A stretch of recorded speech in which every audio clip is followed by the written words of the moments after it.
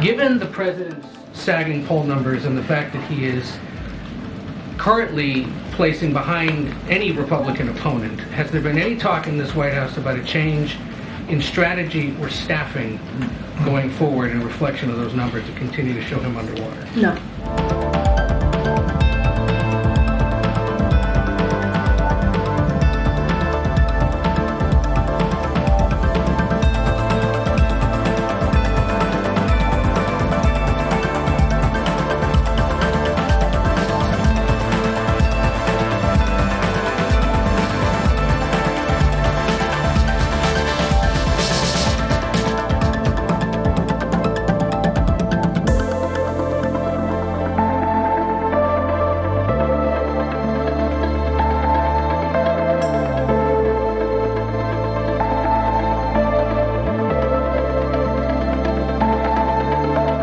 Joe Biden's polls are pretty dismal, aren't they?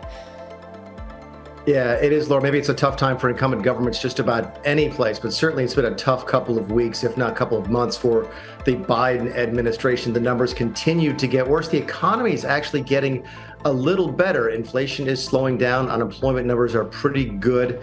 But the prices are just going up more slowly than they were before. They haven't started coming back down, and people are still feeling the pinch when they go to the grocery store, when they go to buy a new car, when they go to rent an apartment or a home. So the Biden team has lost 10 or 15 points against Trump in the last couple of weeks, and it's continuing to get worse. So it just continues to spark that discussion about whether or not the Democrats are going to try and replace Joe Biden with somebody else.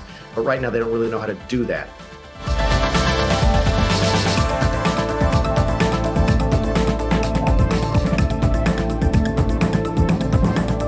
It's everything going against Biden right now. And I know I'm a Republican saying that, and I don't take any joy in saying that. I'm trying to be straight down the middle with you. Inflation is not helping him.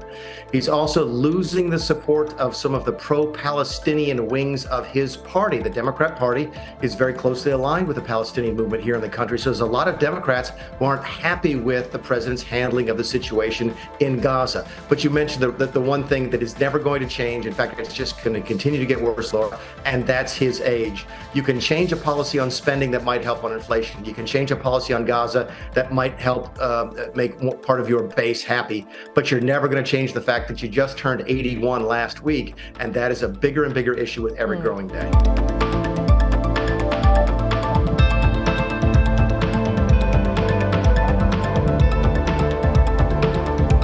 Yeah, look, and Donald Trump's not that far behind. He's in his late 70s, so age should be a factor with him as well, but it's just not. His polls are consistently strong. His competitors, like Nikki Haley, well, in polling, she's just nowhere near him, but among donors, they quite like her, do they?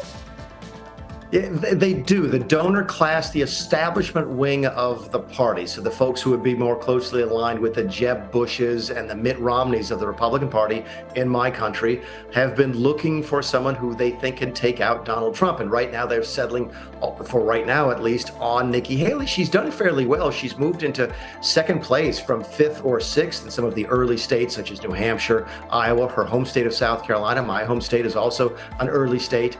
But she's still 40 or 50 points behind Trump.